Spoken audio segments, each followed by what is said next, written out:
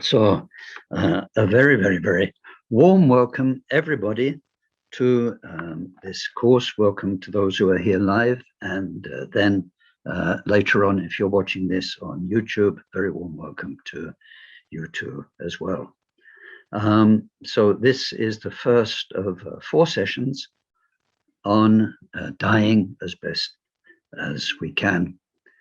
And so in a moment, we'll start, how can you say, we'll start formally, as we always do in these Buddhist courses, with some prayers and good intentions, the right motivation to enter into this course. It's a course I've delivered live quite a few times in Semiling and other centers. Usually it takes 3 days, that's best. Sometimes it can be done in 2 days. There have been 2 days where we're together in Samiling or somewhere, 3 days. And so there's a sort of feeling of continuity. People travel, they come, they're in this kind of dying as best we can space for 2 or 3 days. And then the last session is always a simulation of end of life, where we're in usually a shrine room and we arrange things so people can lie on the floor horizontally, and then there's a guided through sort of 20 minutes or so. And it's usually quite extraordinary, that last session. So how this will translate to something online spaced out over 5 weeks, because there's a 1 Saturday gap while we do our regular monthly Tonglen. So I think it will be good, but it's an experiment. So we're taking part in what I hope is a happy experiment. Now, this is about dying. And I think when we use the word dying, the images that come to mind when you hear the word are very physical. You think of people dying, people in hospitals, in beds, dying. We think of accidental death, sudden death. We think of peaceful deaths. We think of the people that we've gone to be with when they are dying, sometimes our parents, partners, if we're that age. And so these are the sort of images that come to mind.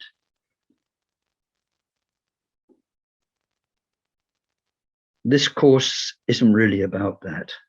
Of course, it will help with that. It's much bigger.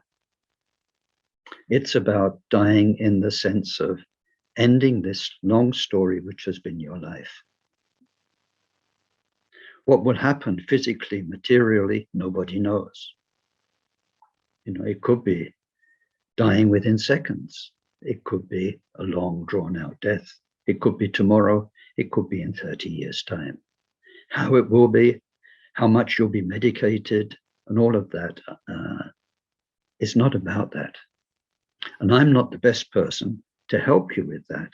And I know from previous courses, I have people coming to the courses who work in palliative care, who have a lot more experience of being present with the dying, helping the dying in that way than I do.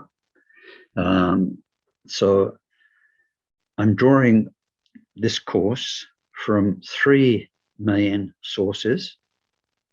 One of them are the amazing teachings of Atisha, called The 7 Ways, the 7 Points of Training the Mind. It's a complete Buddhist teaching. It has everything from the most straightforward to very hands-on practical life work, all the way through to the deepest meditation practices and teachings. So we're drawing on that, and we'll look at that briefly in a moment. The second source that we are drawing on are the Bardo teachings, the teachings about the 6 bardos. They're called 6 intermediate states. They mainly come from the great Tibetan master, Guru Rinpoche. And so that's our second source. The third source is a lot of advice and practices given by my own teacher, Akon Rinpoche. So the point is, we can't really understand death until we understand life, because death is the end of life. It's not a physical phenomenon, it's the end of life. So you can't understand death without understanding life. And really, especially from a Buddhist point of view, you can't understand this life and what it is and the opportunities it presents us without understanding death. So from those three sources, and in the way I'm going to explain it, then for Buddhists, it will make a lot of sense. For Buddhists who practice the 7-point mind training, who practice Tonglen, compassion practice, it will be excellent.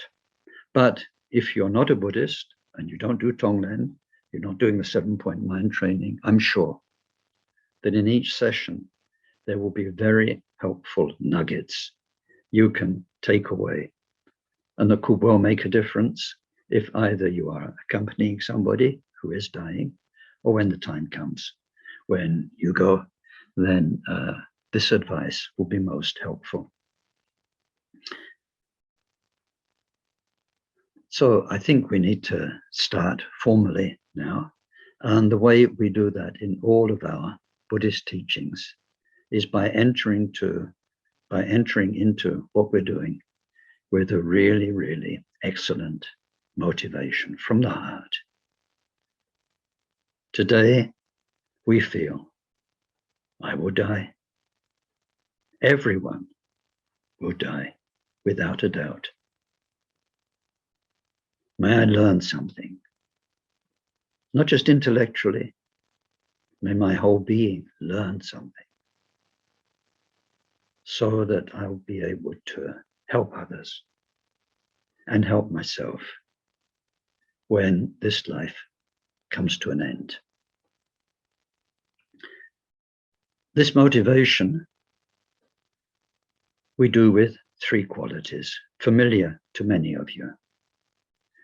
First, we need what is called a big mind, a big mind. And big in this sense means inclusive. You can't kind of, I saw on Facebook yesterday, you get the adverts. There was something that can, a little tiny gadget that can pump up a flat tire in seconds. We can't pump up our mind so it's big. And I can't say, please now have a big mind and you can sit there and kind of become expansive. You could imagine it, but it won't really mean anything. Big means inclusive. Inclusive. The way that if you have those close to you, a partner, your children, somebody you love, they're sort of there all the time. And they're in your thoughts, they're in your motivation why you do things. We include as many beings as we can in our wish to learn from today's talk. Now, also very important in this including are those who are part of our own life and who've been part of our life, for the better or for the worse, whether they've harmed us, whether they've been kind to us, sometimes and often both. The people who figured strongly in our life, parents, children, siblings especially, lovers.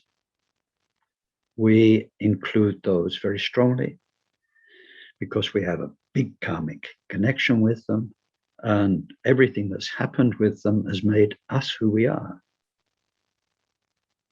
They are part of us, part of our psychology, our mind landscape. So very, very important to include them and gradually to try and have this mind, which includes as many other living beings as possible. And we try and do that with such a loving heart and care for them, and with such a happy mind that somehow we have these Dharma teachings to help us live and to help us die. So if you can open your hearts in loving care, then I'll say a few simple Tibetan prayers.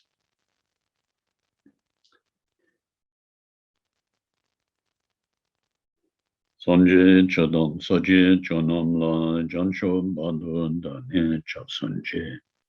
Dagi jinso jipe sanom je rola penjara sonje dropara sho.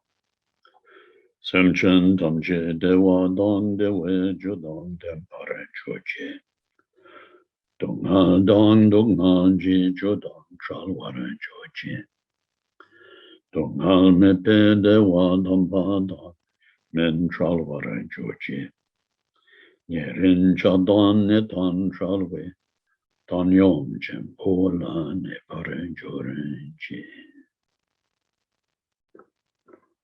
De ata shame shamawati shamata sha chumam kure mare zite korota ke orite jovati olo yane vishuddha ne male malapa naye kure kaka grase Grasana omukhi paramukhi amukhi shamatane sawa graha bandhanane negre Eta sawa pava pravadina vimukta marabhasha Satapita buddha mudrano gatita sawa mare butsarita parishuddhi Vega santo sawa mara kamami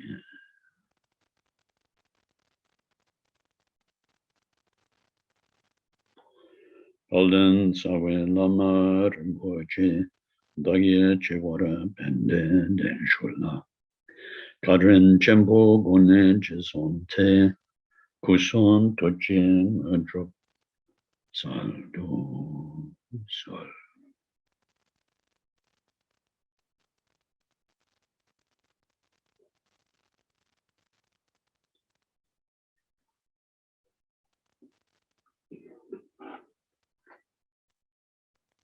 So here we go.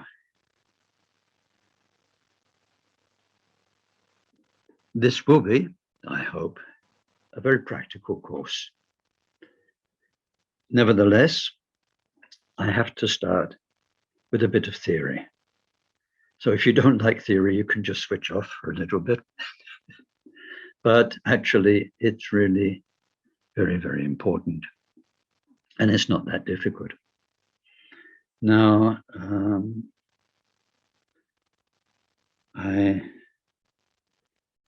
not sure how many of you, I think most of you would have received the support documents for this course. And so if you've got them to hand, then great. If not, I will put one of them on screen now, if I can sort out the technology. And so here we are. It is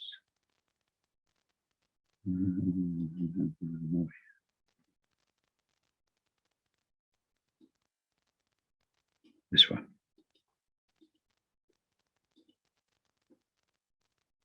So if you can see this, can you put up a hand?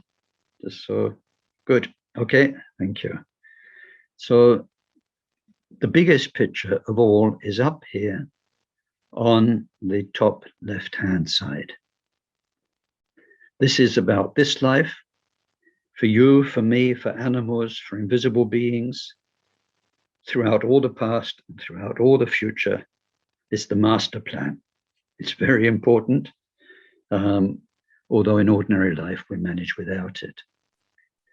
But we have two things: wisdom, which is our true nature, and consciousness, which is our usual nature, let's say, our everyday nature.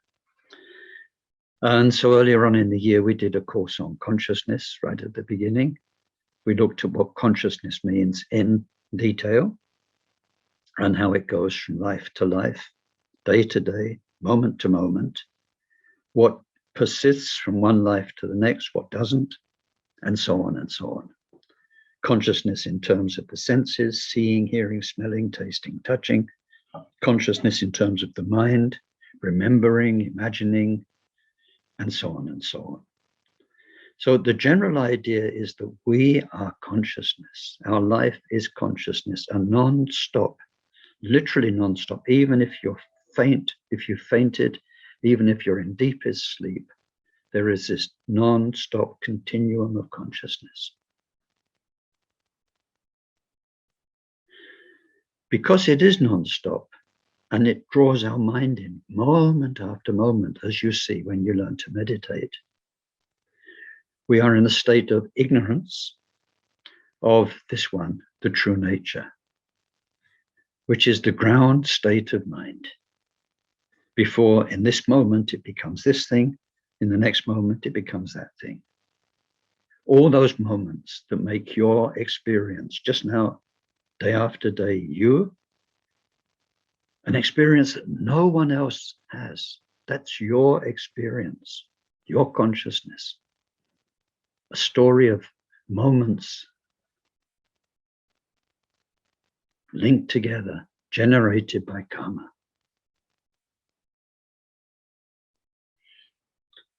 Happening in a mind, but if we can resolve that personal story, dissolve that personal story, then the mind, which has been occupied with all of that, has been eternally perfect, wise.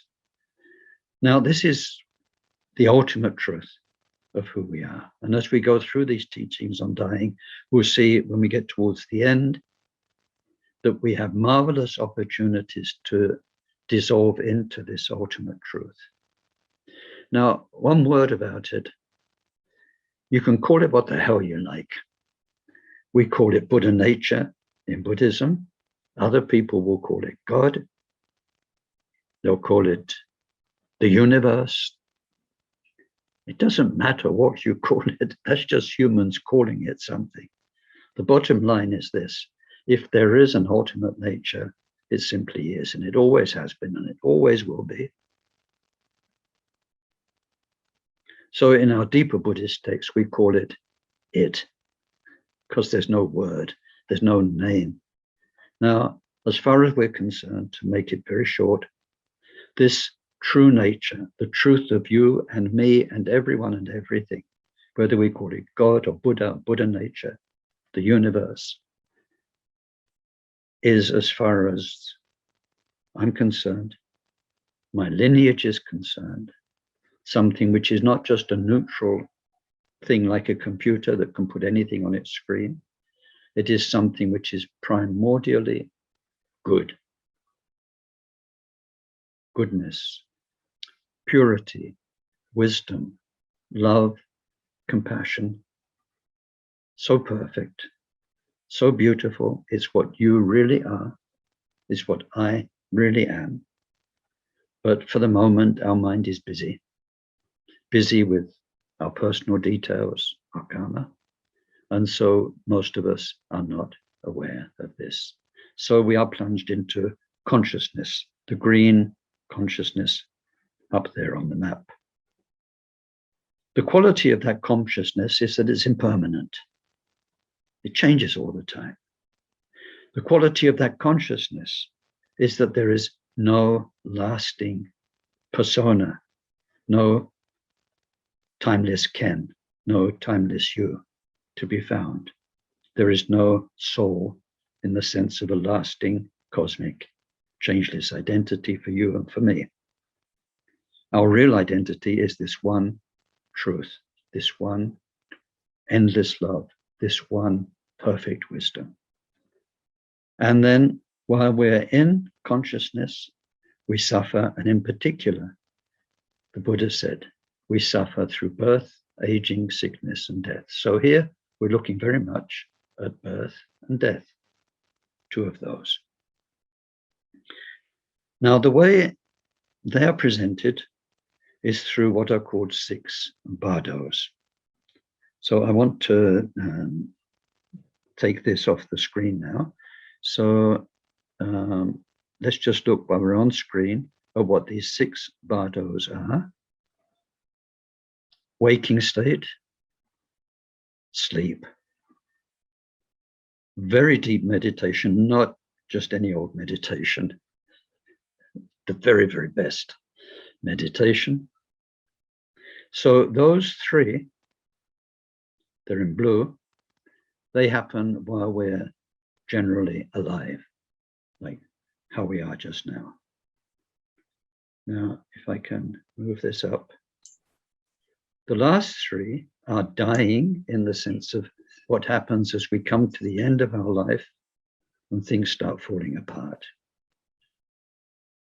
And then after you're clinically dead, there is a very special moment called Dhammata, bardo, where we are totally exposed to this timeless goodness. And then if we don't dissolve into that, then there'll be a period of time, 49 periods of time, before we take birth again. So that's called the becoming bardo. Okay, so let me see if I can get out of this. How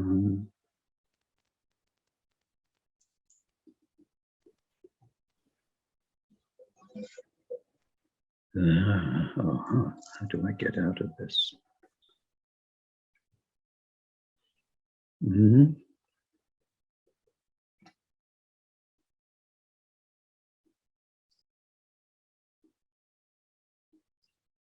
There we go. Good. I thought I was going to be locked in a map for a long time. Okay, so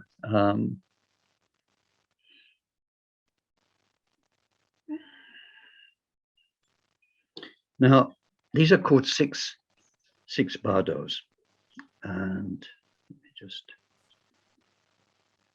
check. That's a Tibetan word. Bardo means in between, intermediate. Let's take what happens while we're alive, and let's take the first two of those bardos so it becomes very clear. One is the waking state. So unless you've dozed off, it's how you are now, right? You're in a world with other people. You're a tiny, tiny part of a huge universe. And we have the kind of seeing, hearing, smelling, tasting, touching experiences that we as human beings have, being human beings just now in this human kit, which becomes very important in these teachings. So we have this waking state consciousness. But then what will happen tonight?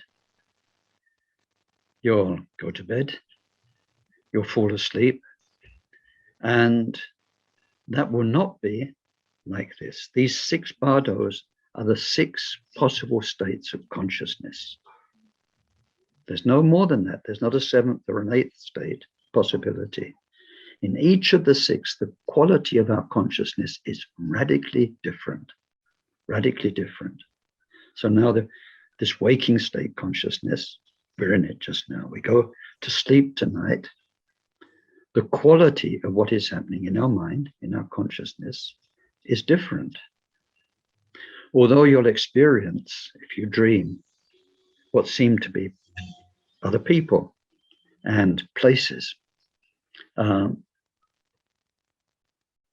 it's not the same as in the waking state. If you do lucid dreaming, you can change those people.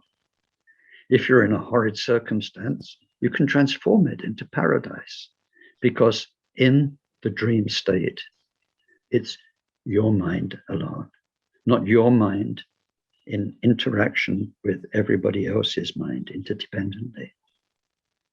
When you wake up, you can't do what you can do in a dream. If there's a war somewhere, you can't do lucid waking state and stop the war. You can't stop the hunger and the famine. In a dream, you're only inside your own subconscious. You can change things. So dream state is different. But the point is this: When you wake up from sleep and dream, then there'll be another day of waking state. So the sleep and dream was in between yesterday's waking state and today's waking state. And then today's waking state is in between last night's sleep and dream and tomorrow night's sleep and dream. And it's just amazing that we've got used to this. When you fall asleep at night, anything could happen.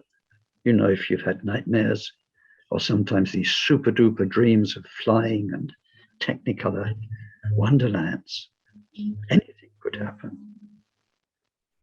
And we got used to it. Good job too, because it would be quite scary putting your head on the pillow and just anything could happen. You don't know where your mind's going to go, but we get used to it. And so sleep and dream is in between. One day and the next is in between. We're going from 8 hours in one state to 16 hours in another state, to 8 hours in another state.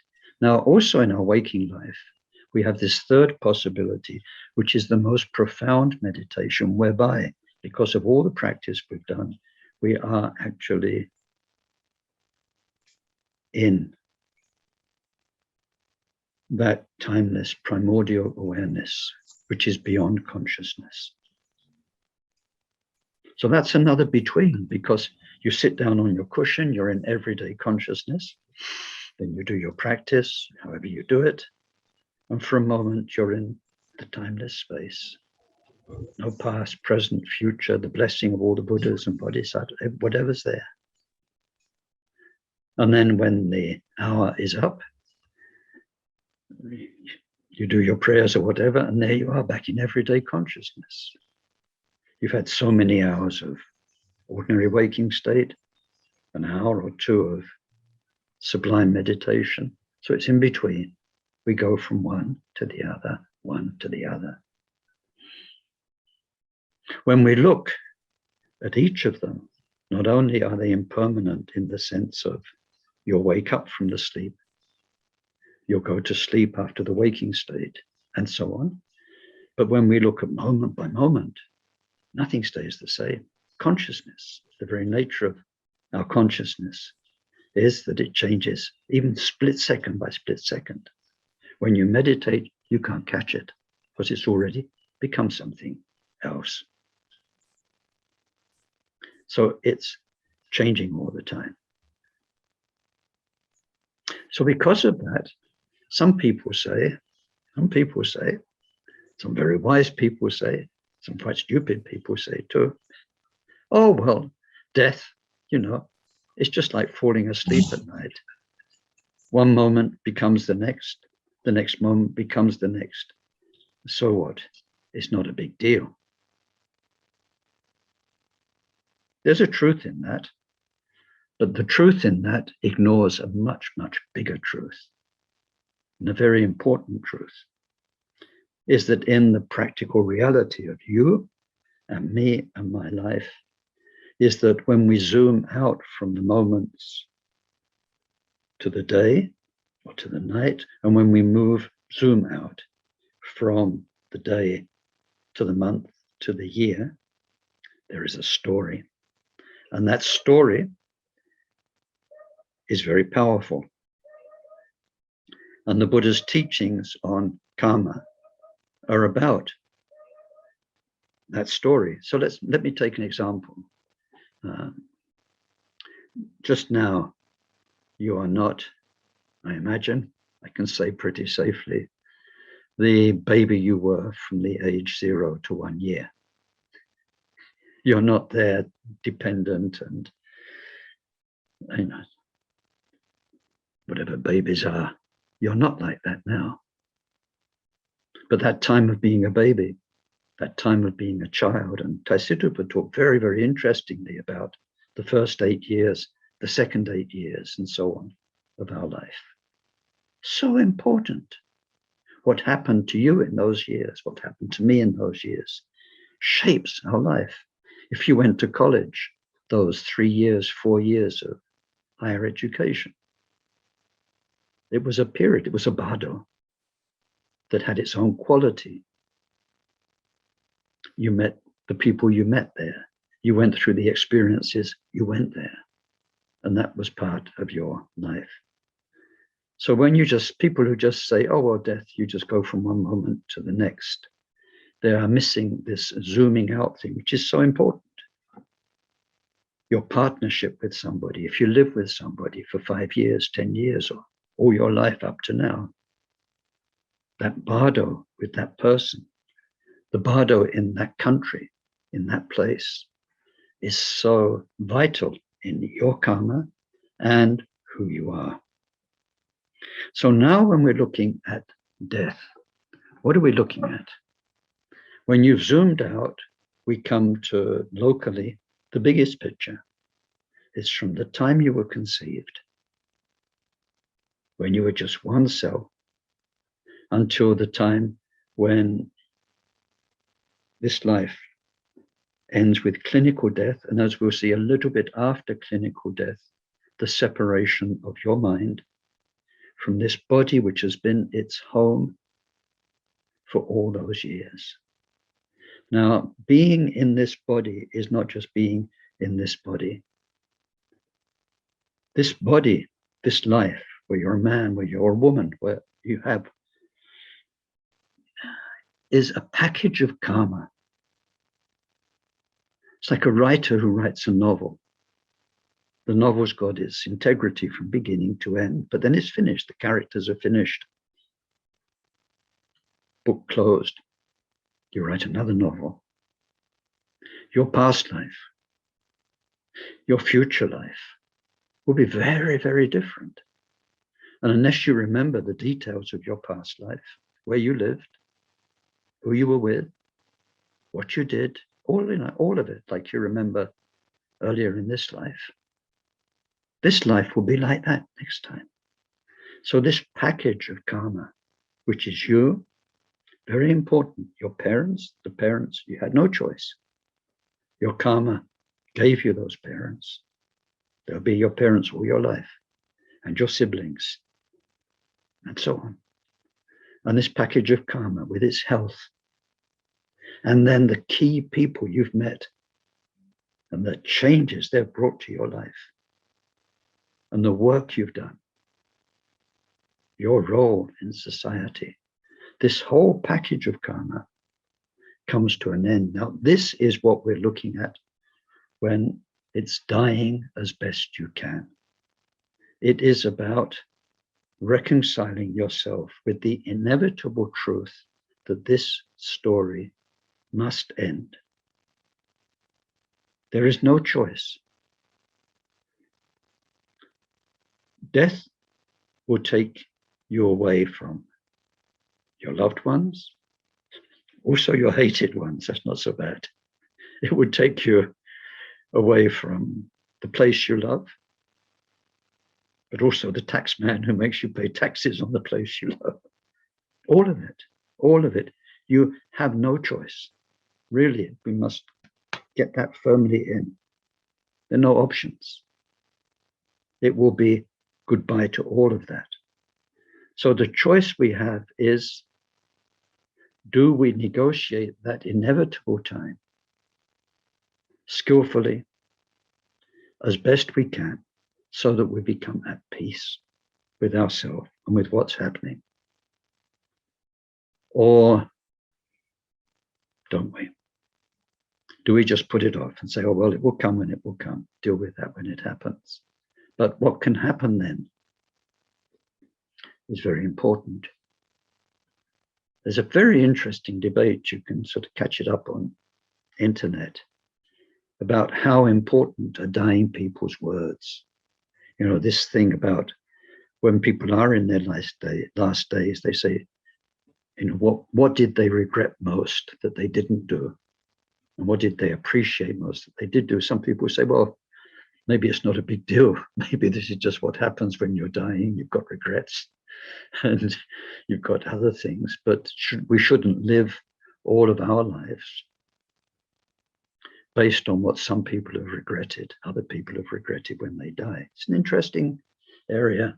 of reflection. So I can only share with you the Buddha's teaching, and in which, as I hope we'll see as we go through today and the coming weeks, there's so much common sense, so much healthy psychology, so much skill. But it does say your mind as you leave this life is exceptionally important. It is like pulling an arrow, drawing a bow, and aiming the arrow. So once you let go and the arrow is gone, then that long journey of the arrow will depend on what you were doing before the release.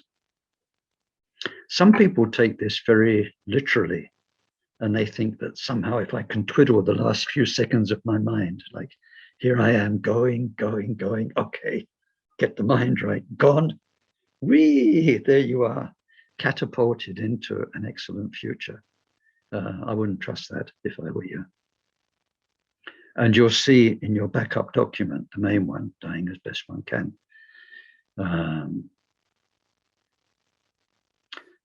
that we do excellent trainings in practices like POA, transference of consciousness at death. It's a wonderful practice. I've done it myself, and it can produce extraordinary signs that it's good. But it relies on the fact that you will be lucid and in control of yourself at the moment of death. Now, especially these days with our modern medical care and hospitals and all of that, it is not at all sure that you can say, stop everything, folks, I'm going to exit in the way I want, and that you can sit up and do a posture and do all of the visualizations and eject your consciousness into the timeless purity. In Tibet, where people lived in villages, where everyone was Buddhist and they knew about these things, they would help somebody, a lama, a person, as much as possible to do this. They'd help them sit up properly. They'd help by rehearsing the instructions in their ear, what to do. So we can't rely on some last minute trick. And really the Buddha's teachings are not about that. It means in the run up to death, in the minutes, in the hours, in the days, and in the months, how you shape your mind is going to be very important, no matter what you've had before in your whole long life. All of that's important for shaping your future. But in particular, the way those resources from every good and kind thought and word and deed in your life can be very much like the arrow that's pointed, can be very much shaped by how you leave this life and how you enter into the experiences that will follow physical death. And this is what this course is about. So I hope so far it's so good. Now, what do we find practically that make the leaving of this life, the ending of this story, as best as it can be? So please think of it as something like this. You know, in my recent decades, I traveled a lot. Sometimes I go for 2 or 3 months to Africa. And so I'd leave Heathrow, Europe, and then I'd have 8, 9, 10 destinations in Africa. Of course, they were bardos because Johannesburg wasn't the same as TRC, and TRC wasn't the same as Cape Town, and that's not the same as Zimbabwe. And then Harare is not the same as Nyanga out in the mountains. People are different. But nevertheless, at the end of it, I'd be there at the airport, leaving that whole African experience, several months of it, and going back to Europe to the next gigs in my life as a Dharma teacher. So although if you look in the sort of simplistic way, what happened, you're in a car, you go to the airport, you get in an aeroplane, you sit in the seat, you sleep overnight, you come out, you go down the steps, you're in a different place. That's the local details. But any wise person knows you need to sort of prepare your departure, get ready for where you're going to be going next, and seal off what you've done, say your goodbyes and so on, in the very, very best way in each place. In fact, once when I was leaving Cape Town to come back to Europe, I had my bags packed on the bed, and somebody had lent me a guitar, and the car was coming to take me to the airport, and all of a sudden a whole song came in. So I recorded it very simply so I wouldn't forget it. Maybe we can share that with you before the end of this course. It's quite relevant. So anyway, we need to leave this life intelligently from the heart, and we need to go into what follows wisely and with strength and with courage and clarity. When people do the practices like POA, we see a mini version of this. Why aren't people successful in that practice? Because when they are successful, you actually get physiological signs. Things happen. They can't do the practice successfully because they're too attached to this life. They find when the time comes how painful it is to let go, especially to let go into the unknown. Sorry, I have funny thoughts from time to time. You have to excuse me. But I'm thinking of my leaving Cape Town and leaving South Africa to come to Europe. And I was thinking there, I knew I was going to Europe. But imagine it was kind of a mystery ticket. You knew you're leaving, but you didn't know where you were going to go, where the flight was going to end up. In Samiling Center, sometimes we got coach loads of visitors who'd set off from Carlisle on what was a mystery tour. So we get a whole coach load, often of senior citizens who had no idea where they're being taken. And they ended up in a Tibetan center. And we had to have somebody who would give them a guided tour. So leaving this life, and especially leaving it where you have not really an idea of what's coming, then we realize how familiar it's become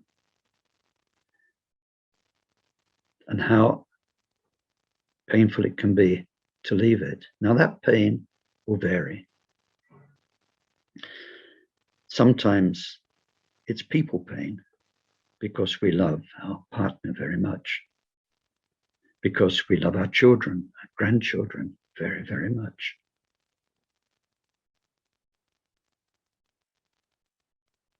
Sometimes it's very real people pain. I remember when I did this course in South Africa, actually, and somebody had to leave because she was a mother in her early 40s with 2 children, and the thought of dying and leaving the children without her was too much. So sometimes we have people attachment. Attachment's a very ugly word, doesn't sound nice, but we love them in worldly terms. They mean so much. They are us because our life is determined by them. They're so familiar. They're so much part of our thoughts, our concerns day after day. It's not just that they are them. They've become part of who we are. Sometimes it's not people attachment. Some people aren't very attached to other people, but they can be very attached in a golem type way to objects. My precious, the ring, do anything to keep it. Some people are very attached to their garden because they've put months and months every year into caring for it. and they're going to have to leave it, or their house that they've fixed. And then for some people, it can be their reputation, their status. There are somebody. Doesn't matter. We can be attached to lots and lots of things. And even to this body of ours, even though it may be sick and old, somehow it's our home that we are familiar with. And it's frightening to leave it for the unknown. So these things, if we look at it from inside, then the texts say we cling to them. We hold on to them. We can't let go. Death is pulling us this way, and we've got our fingers and our fingernails dug in. And it's very painful. We can look at it from the other side, and we can say those things have got their fingernails and their grips into us. They're not letting us go. So in the first part of what we'll do, and I'll come to that in a second because we're going to do five main areas of training. In the first part, then we have to understand letting go. And we have to work out how to do it. And this is the point, the reason for the title of this course, as best we can. You'll be a rare bird indeed if you can let go of everything 100%. But what we need to do, because the letting go is only part of the process, is to do it as best we can and then to close the book. So we'll have successive trainings in how to let go of stuff, making our will, doing the mind work whereby we see stuff through different eyes, the garden, the objects, the belongings, the things we worry about, who will get this, will I give it to this child or that child, all that kind of stuff. We need to work with it, give ourselves a deadline, and beyond that we say, I'm not going to think about that anymore. I don't have time. I have a much more important thing to do, which is to die beautifully, not just for me, but people around me, my children, those who witnessed me die.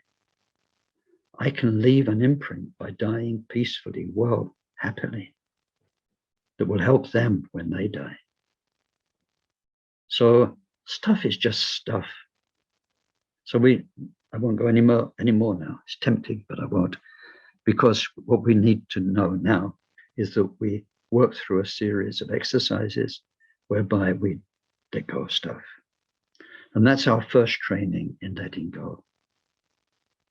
And then, based on that training, having got the feeling of how we let go, then we need to work with letting go of people, saying our goodbyes. It's a very big thing. So we'll go through that. It's mainly next week's topic. And then once we've done stuff and people, then there is this life itself. Now, very often in the way the old texts were written, very sort of short, coded language, it says letting go this body. And it doesn't mean that. Sometimes if your body is sick and you've been going through goodness knows how much therapy and back and forward to the hospital and you hurt and you know the end's coming anyway, then you might be rather glad to say goodbye to all the pain that your body has brought you. If you're a Buddhist and you believe in your own good fortune and rebirth, you're going to get a brand new body. This one's kind of run out. It's like a car that's been clapped out and repaired again, and you just can't take it anymore. So you're going to get a new one. But it's not about, body is a code word. It means you are leaving this life. Now this is deep because whatever happened in your life, you're familiar with it. It's your mental landscape. And that whole story, this whole immersion that started with conception and ends with clinical death just after, that whole story is coming to an end. Reconciling yourself with that And then all the memories, all the beautiful memories you've got, all the painful memories, you've got all of that mental landscape. That story is finishing. So we need to do mind work to make that as best as it can be. So in this overview, then first we are learning to let go, so that this life story has no longer got claws holding us back. We no longer have invisible multiple strings tying us to it, so we can't be liberated. But then part of this same thing of letting go of the past is preparing for our future. And we have two areas of working with this. One is the long-term future, not just who you'll be in the next weeks and years after you die, but in many, many lifetimes to come. You see, this story is ended, and you have a whole wealth of karma behind you from so many past lives. How are you going to channel all of that capital that you carry deep in your consciousness? Where do you want to go? And so in Buddhism, we want to become kinder and softer and more at peace with everyone. Peace, love and kindness. We want to become wiser. And we want in the end to become as wise and all of those things as possible, Buddha, to help everybody. So there is this long-term future. Now you've been released from this package of karma back into the great space of potential being. Where are you going to go from here? So we have shaping that long-term future. This is beautiful. This is beautiful. It can be so hopeful and very, very important how you see yourself. Is making invisible choices in all your karmic potentials and taking you to the best place, the right place. So it's the long-term future. And then there is the shorter-term future, which is a bit more, well, because after death, when the mind leaves the body, it's a bit chaotic. There are wonderful opportunities, but it can also be very loud, very confusing, and a non-stop experience, like a non-stop hallucination. So we need to prepare ourselves very wisely for that again and again, so that when it actually comes, it's been rehearsed and we can make as good a job as we can of it. So letting go of the past, preparing ourselves for the long-term future and the immediate future all the way up to our next rebirth. 1, 2, 3. And then also we need to strike a key point for preparing the future, which is to understand the one all-important thing about this life. Now, how will we do that? How will we do that? We'll do that by journaling, by writing. Writing's probably best. Now, we're preparing for the end of life. As I said, no one knows how they'll go, when they'll go. So this course is presented in terms of an ideal set of circumstances where you have, say, 6 months or a year before you go. Either you've had a medical prognosis or you just feel it or whatever it is. So assuming one's got months of time, maybe 6 months of time at least, then how best to use that time? One very, very, very important part of it will be to review your whole life. Now, actually, there's homework with this course. You won't get marked and assessed on it, but there is homework, and it will help you a lot. So between now and next week, part of the homework will be to start the journaling. I think one or two of you have done this already. If you do the Tara Rockpa therapy, it's in the Back to Beginnings. It's not quite the same. This is a practice already given by Akon Rinpoche to people like myself in the 1970s, and that later became, in a special form, part of the Tara Rockpa therapy. The idea is that you will go from now, working month by month, all the way back to your earliest memory. Real memories. Not imagining how it must have been, but real memories.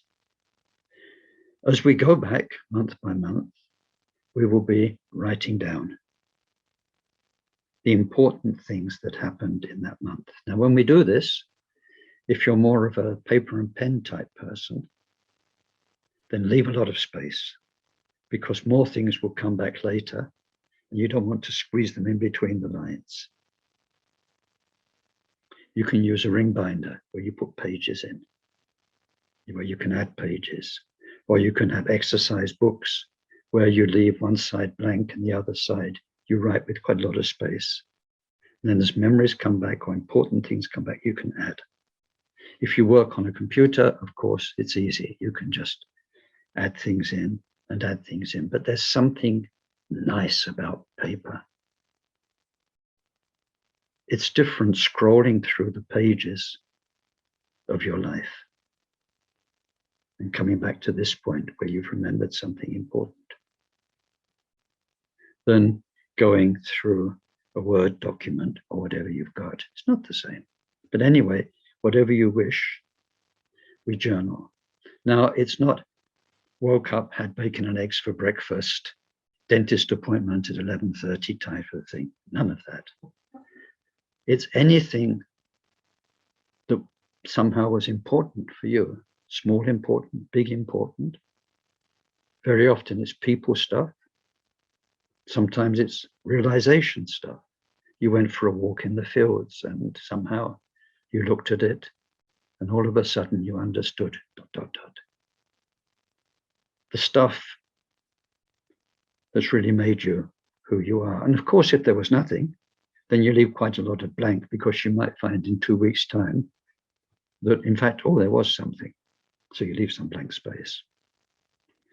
So we're going to go back, if you can, month by month, and then year by year. Of course, if you're very old, if you're 100 years old, and you think you've only got 3 months to live, you might not have time to do every month. But then you need to do the important things that happened last year, the year before that. The magical thing of this process is you think sometimes, I can't remember a damn thing about 1987. But if you work back from now, by the time you've done 1988, it opens the door and you'll be surprised what does come back. Now we're going to go all the way back in our journaling to the earliest memories. And then we're going to work back from the earliest memories up until now. On the way, we are going to do several very important things as we work back. We are going to forgive those who hurt us. It's not yours to forgive. You're not God in that sense. Forgiving means we are working with our own mind, where they've already been in our lives too much, those who hurt us. And we find that the process of total forgiving, however wisely we can do that through knowing about karma and all the other things, but however much we can forgive means how much we can let them go. It's the kindest healing to ourselves. It's to really love ourselves, to forgive that person completely who hurt you. Then as we go through, you'll find that we've hurt others. And we need to, in our mind, or if it's possible, even in real life through the correspondence, ask their forgiveness. But in our mind, we sincerely, without any moderation, yeah, but they deserved it, and then no, it doesn't matter. It's not about that, it's about your mind. Whereby, if somebody got hurt by us, we just say, I'm so sorry. We really regret it. And we feel we've received their forgiveness. And as we're working back, then also we're going to be grateful for all of those who helped us, starting with our parents by giving us life and teaching us how to tie our shoelaces and how to eat food, all those things. We think about what we can't remember there. And we feel so grateful, as deeply grateful as possible for all of those who helped us on our way. And then where we've been kind to others, we feel grateful to Dharma, to goodness inside us for helping them. So we'll come back to this next week. It's just to explain why we are journaling. So then sometimes on this journey back up, as we forgive and ask forgiveness and feel gratitude, then we'll remember more, especially about the emotional, psychological, spiritual side of our life and how those things affected us. And we're doing all of this so that we can say at the end, yes, this was your life, Ken, and you're going to leave this. You don't want those memories coming up at the last minute, worrying you. You want to do your best, which is a very important phrase in this training. You do your best and you say, I've done my best with that. For now, I can do no more. Move on. Now, it's the future.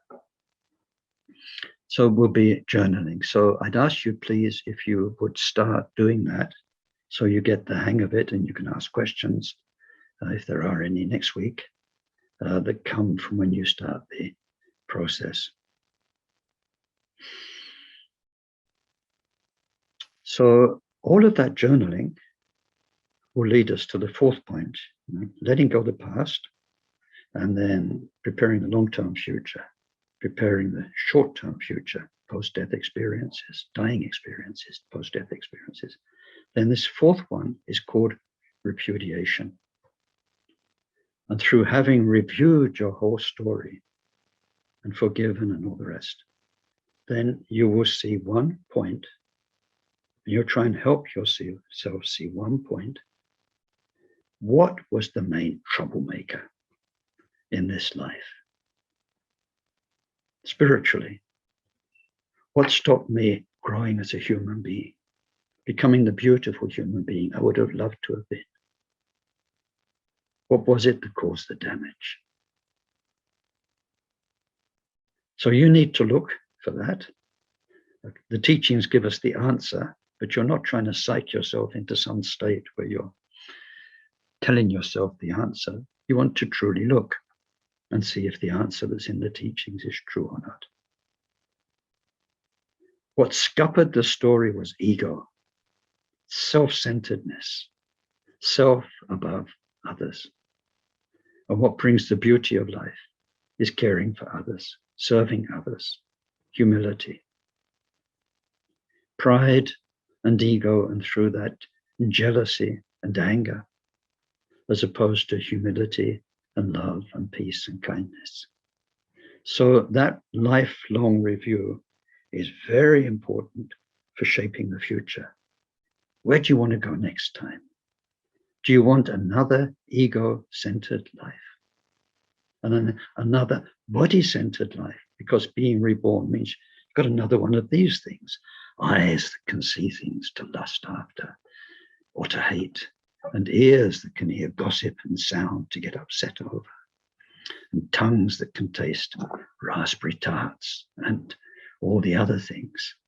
You've got one of these, and once you've got one of these, it's quite a precarious thing to live in. It's full of hormones. It's full of all sorts of things. So as we're going to get reborn in another life in the future, we are sending into that future, programming all of the karma we can through our prayers, through our intentions. Next life, not an ego-centered, sensorial-centered life, but a life of non-violence, non-harm, a life of love and service, a life in which the wonderful teachings of Dharma can take us towards meditation and serenity and all the good things. So that's the fourth area. The fifth area is called developing a power of familiarity. And so we'll come to that when we come to it. It's very straightforward. It means that with the time we've got left, we try and change the whole habit of outlook that we have. Give ourselves our last 6 months as a wonderful time of regeneration. Maybe on the outside you're falling apart, but inside, and I've seen this happen in real life with somebody. It's beautiful. It's beyond description. You can see that even if you've had 60 years before, 1 month of crystal clarity at the end of life is going to be the beginning of something wonderful in the future. So this power of familiarity is very, very important. So now, having sort of sketched out what this course is about and already introduced you to some of the key themes, then to go back to the technicalities, which I think I must do, but which you have in your support documents. Now I need to share this one, the octopus. Okay, and so now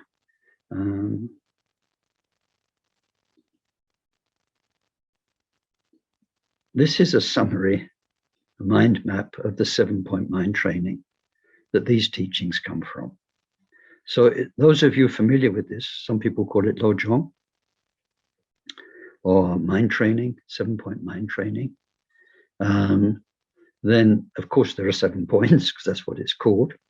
It comes from Atisha, who was one of the greatest Indians to bring Dharma to Tibet.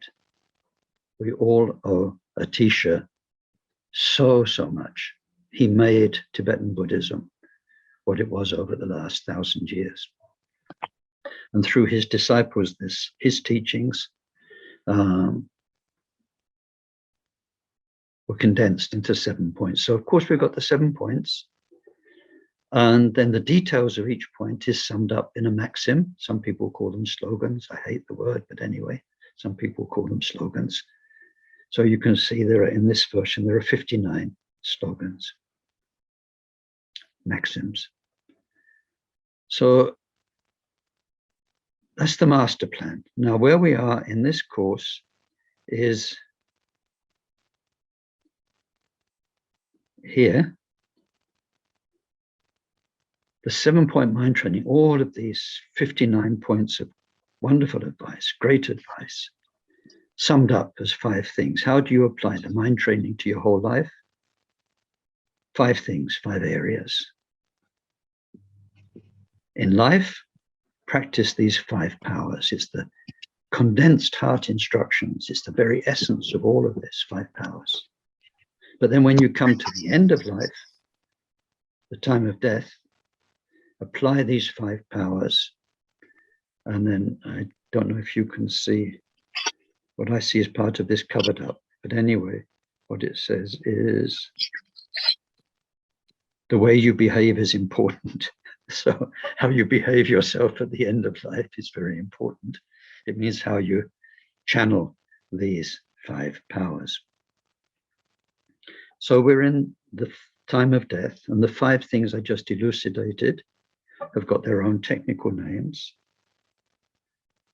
The letting go of things, of emotional ties, of this life itself, is called sowing positive seeds. We'll come back to that next week.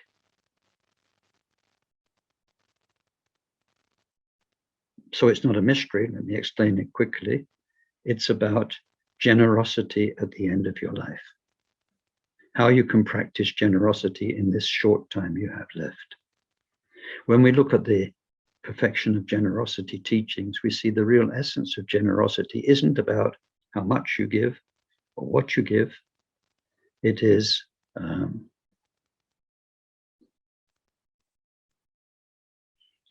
it's about how you give up. How you give up ego. Give up ego. So we give up ego by cutting off our ties of attachment. This goes so deep. Attachment means you stop identifying yourself with those things. For instance, imagine you identify yourself with your BMW, right? When you're out there cruising around the town with it's a décapotable, whatever you call it, convertible, and everyone can see you have this super Series 13 BMW with leather upholstery and everything. You feel like the king of the world. I'm the BMW man, cruising, right? So what's going to happen at death? They take your BMW away. You're nothing anymore. You're zero, zilch. What happens if you identify yourself with your beautiful garden and your rose beds and all those things you grow so wonderfully? It's going to be taken away. Like it or not, there's no choice. Death will take it away. If you're no longer identified with those things, if you've let go completely, it's such a liberation, and it won't be a pain. So the essence of giving, sowing the positive seeds of generosity for a future life, are about giving up every level of attachment. And this makes us ready for the special opportunities after we die of fusing with the perfection of ultimate mind, because we've let go of that persona identification. We've identified with our Buddha nature through the Tonglen practice, which we'll come to next time. We know we're really Buddha. I'm no longer BMW man. I'm Buddha man. It's so different. Because death won't take that away from you. Death will give that to you, because your mind, freed from a body, freed from the limitations of these 5 senses, will be thrust into a space where from time to time, the light, the endless light, will show itself. And that's the real you that you can just dissolve into. So each of the 5 powers has their special names, sowing positive seeds and so on. But we will be dealing with these in a hands-on, practical way. The 7-point mind training is too big. One day, I hope, you can do it. It's seems to be, according to my teachers, the most effective of the Tibetan practices for the modern world, for the Western mind. So anyway, today has been mainly an introduction. I thought I had a second piece of homework for you. I'm just looking. No, okay. Well, just the first one of starting the journaling. And so now that gives us, let's first, what we do is anything that was good, anything that was meaningful in this session, then we share it, we dedicate it to all our fellow beings, and especially to those just now who are dying, that somehow this goodness will help them be at peace, will help them die as best they can. And then after that, we have a moment for discussion, questions and answers. Sonam Di tomche zikpane tovnene pedrana pomchene je gana chipalap chukpaye sipe etsole drowa risho janchob semcho rinpoche maje panam je chochi jepa nyampa mepadam kongne kongdu elwarasho.